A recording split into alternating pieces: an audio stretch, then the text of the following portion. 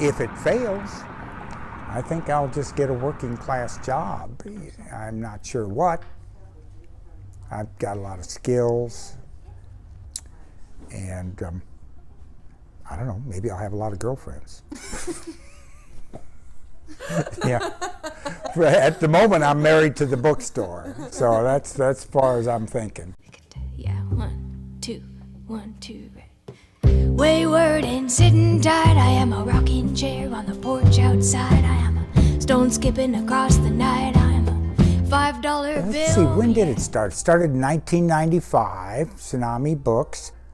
My former partner Dave said, well, come on, buy Tsunami, we'll get rich. I never wanted to own a bookstore, but I thought, well, okay, here's a way to move into. I was a writer and, you know, a great reader. So I took a mortgage out on my house and bought out his partner in '96. So that's how we got our beginning.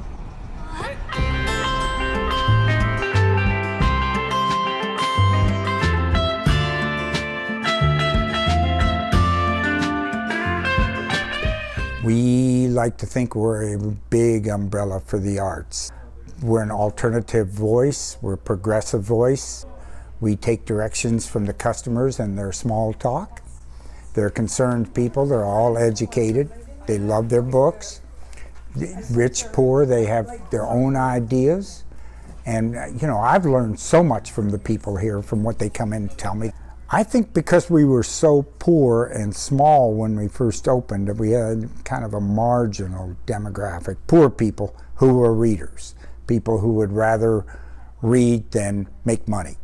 It's just who their lives, who they were, what their lives were. I'm very afraid of the corporatocracy, which is the big businesses. It's not that I've chosen to not have health insurance. I can't live as a small businessman at this point and afford it. I can quit, I can go into the corporatocracy, I could go to work in a bank anytime. I don't like that. You know, if you want to work, work. If you want something, you want a nice home, get a nice home. There's plenty of space in the world. But if you got to have 10 nice homes, if you got to fly every holiday, you got to fly halfway around the world to find some excitement, burning those fossil fuels up in the atmosphere where it's the worst place to burn them. If that's what your thrill is, if you've got to get a touch, billionaires think in terms of getting a touch off of every single person in the world. Without the small businesses, that's all that's going to be left. Young people are just like, whoa, where did I just walk in? What is going on? What is this music in the back room? What are these posters on the walls? How come they're playing music that's not music? What's up? They see the records, you know? They see the postcards. They see the free tea. It's something they don't know anything about. But we all need to know about that.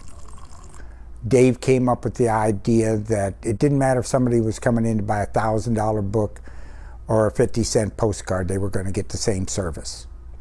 And we pretty much went with that. The community has responded very well to that. People like Jeffrey Martin, Anna Tivell in a bookstore, it's heaven for them. Then they said it at their last concert. This is the best concert hall they play in. And a lot of it's the books. Don't tell anybody. But the books absorb sound. But it's also the being surrounded by the timeless ethics and mind of all the people of the world when you're in here. And it changes who you are, how you react. I really like what it turns people into here. There's a guy next door who's kind Checking it out. of, no, he's buying a bunch of them, but he's taking me to the cleaners. Create your own idea and just stick with it.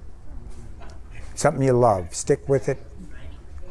If you're not making money, try and figure out ways to like it more. But find some purposes, find some community that will really appreciate what you're doing, and your heart will be touched.